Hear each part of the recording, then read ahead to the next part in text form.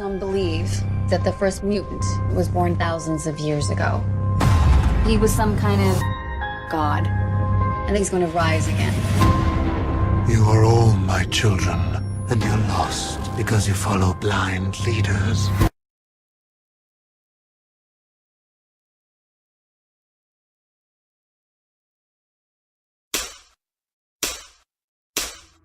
Now that some time has passed since this movie first premiered, I feel that now I should review this movie. Mostly because I have watched the film 3 times and I can finally make a review telling the difference between the quality of the film and my enjoyment watching the film.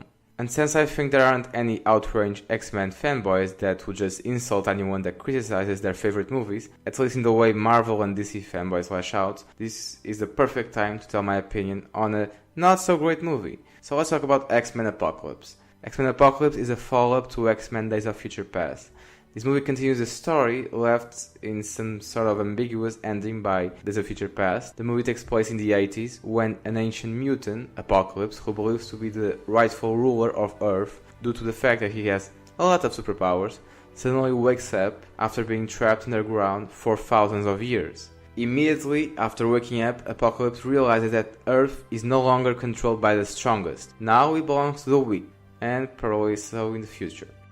So he picks 4 powerful mutants to be his horsemen, which is just a glorified way of being someone's bodyguard, and he begins his not so great plan of taking over the planet. If you have not seen this movie by now, which is amazing, don't worry, because I'm not going to dive into spoilers. I am, however, going to talk about key elements of the movie's plot, so if you just want to know my quick thoughts on the film, skip to this point of the film. Now, since this movie comes after Days of Future Past, I believe it's natural to compare the two. One could say that where one fails, the other succeeds. Where Days of Future Past did the impossible and managed to combine 2 different ensemble casts in the same movie without the movie feeling convoluted, and proving that superhero films can still be great without having Nolan directing. This film proves that superhero movies can also be bland, generic cash grabs.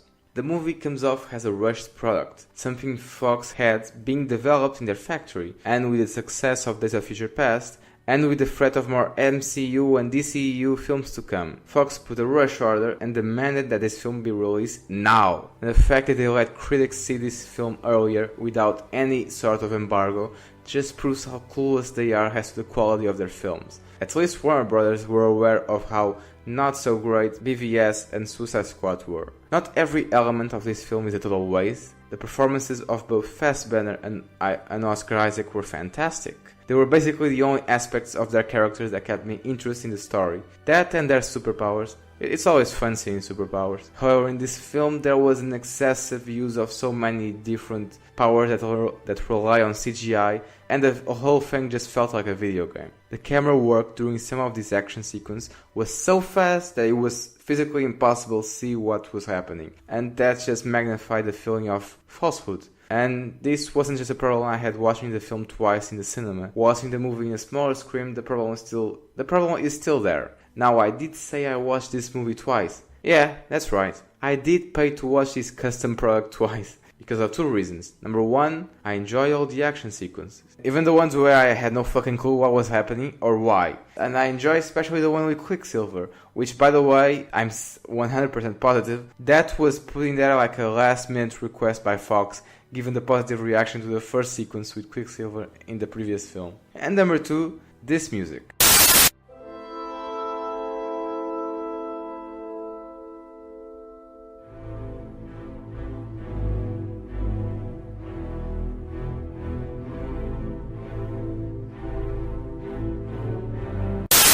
I would pay to watch any movie that would play this beautiful sound, even if it was Birdemic. It's just amazing. Now, I wasn't mad at X-Men Apocalypse or disappointed. Sure, the fact that the only difference between the third act of this film and the third act in Fantastic was the camera lens and the acting. That was kind of frustrating. Take the performances away and put a darker lens and we have the same finale.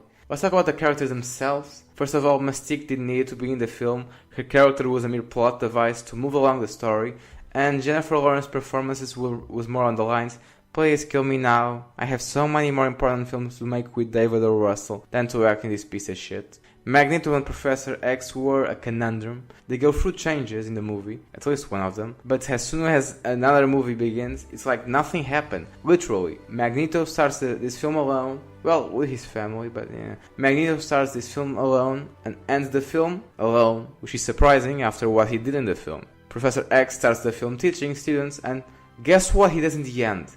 He teaches more students. No wait, I was wrong. He does go through one permanent change. His hair. His hair is gone. Awesome. All the new characters and actors are interesting, but the time the movie spent on them wasn't enough to pique my curiosity and wanting to see more movies with them. In the end, X-Men Apocalypse is a rushed, convoluted custom product filled with people that want to be there and others that could care less. I'm giving X-Men Apocalypse a 4 out of 10. But I'm not disappointed with this film or any other superhero film that came out this year. Ever since I watched Days of Future Past, my thirst for superhero films has been satisfied. When I watch these films, I'm not watching them because I grew up reading the comic books where these characters come from. I see them because I like the concepts of stories with characters that have superpowers. And every now and then comes a movie that is great.